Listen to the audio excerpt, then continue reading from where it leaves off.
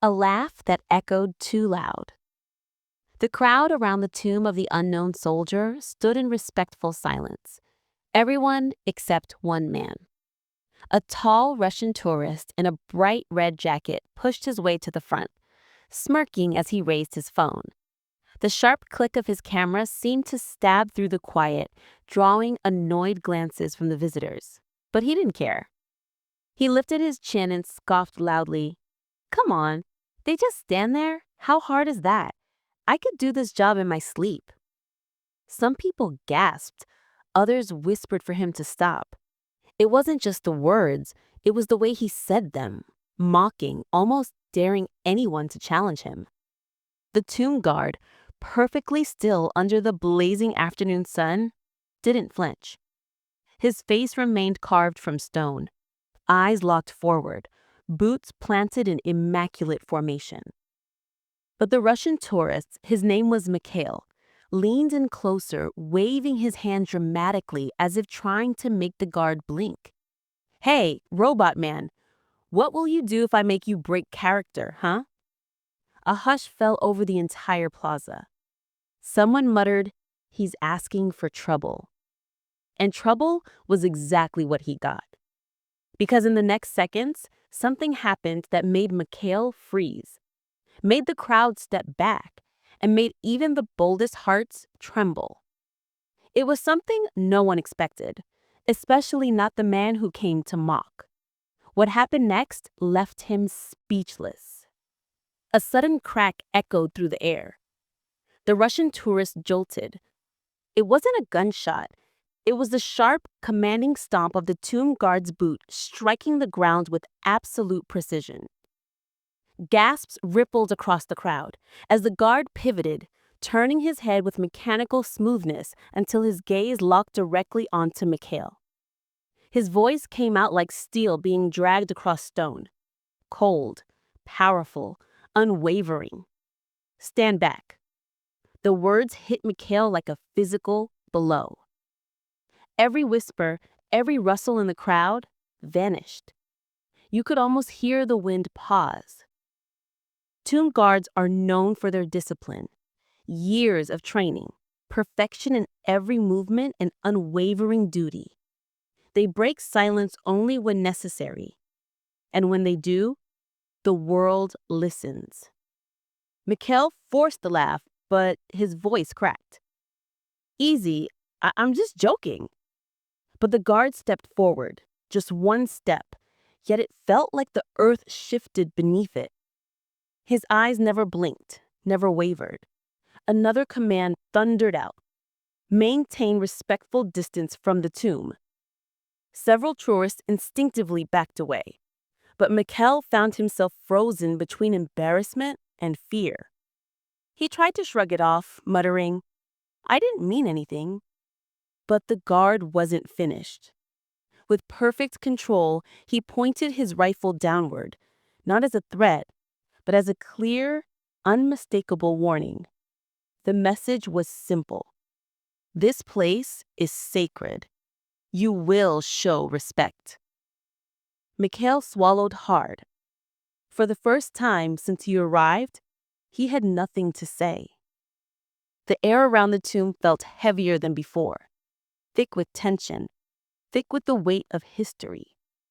Mikhail stood still, his smirk gone, his phone slowly lowered.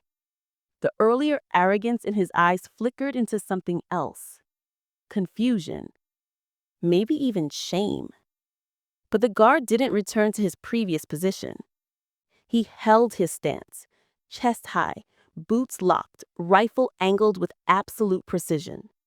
The crowd remained frozen, watching the moment unfold like a scene from a movie. A nearby elderly American veteran, wearing a faded cap with old service pins, stepped just close enough for Mikhail to hear him. "Son, that soldier you mocked isn't just standing there. He's guarding the memory of thousands who never made it home." Mikhail blinked. The veteran nodded towards the tomb, voice full of quiet conviction. Some of those men didn't have a name, didn't have a family left, not even a grave. This guard stands for them, rain or snow, day or night, holiday or not, 365 days a year. The crowd listened. Mikhail's face paled slightly. He suddenly remembered stories from home, of soldiers lost in old wars, of unnamed graves scattered across frozen forests. He realized that every nation carries its ghosts, and every nation honors them in its own way. The guard, hearing everything but reacting to nothing, slowly turned back towards his walking line. His movements were flawless, like watching discipline sculpted into human form. He resumed his silent post, each boot step measured, every breath controlled. And for the first time since he'd arrived, Mikhail didn't mock. He watched, quietly, respectfully, thoughtfully. Something inside him shifted, something he didn't expect. Because sometimes silence can teach louder than any words. Mikhail stepped back from the railing, his earlier bravado completely drained. The plaza felt different now, not just a tourist spot, but a place where time itself seemed to bow its head. The veteran who had spoken earlier slowly walked to Mikhail's side. "Son, you didn't know, but now you do." Mikhail nodded, embarrassed. "I thought it was just a show." The veteran shook his head. "Son, that guard has trained for years. They memorize every step, every angle. They practice in the heat, in freezing storms, in the dead of night. And once they take the post, they never abandon it. Not for weather, not for fear, not for anything." Mikhail looked at the stern, perfectly disciplined figure pacing before the tomb. "How long does he have to do this?" he asked quietly. The veteran smiled faintly. "As long as the unknown soldier has no name." For a moment, Mikhail said nothing. His eyes followed the guard, noticing things he hadn't seen before. The sweat beating at his temples under the sun, the strain of discipline held in every muscle, the unwavering focus, and then it hit him. "This isn't just for Americans," he murmured. "It's for every soldier, from everywhere." The veteran nodded. "Respect doesn't need a passport, son." Those words sunk deep.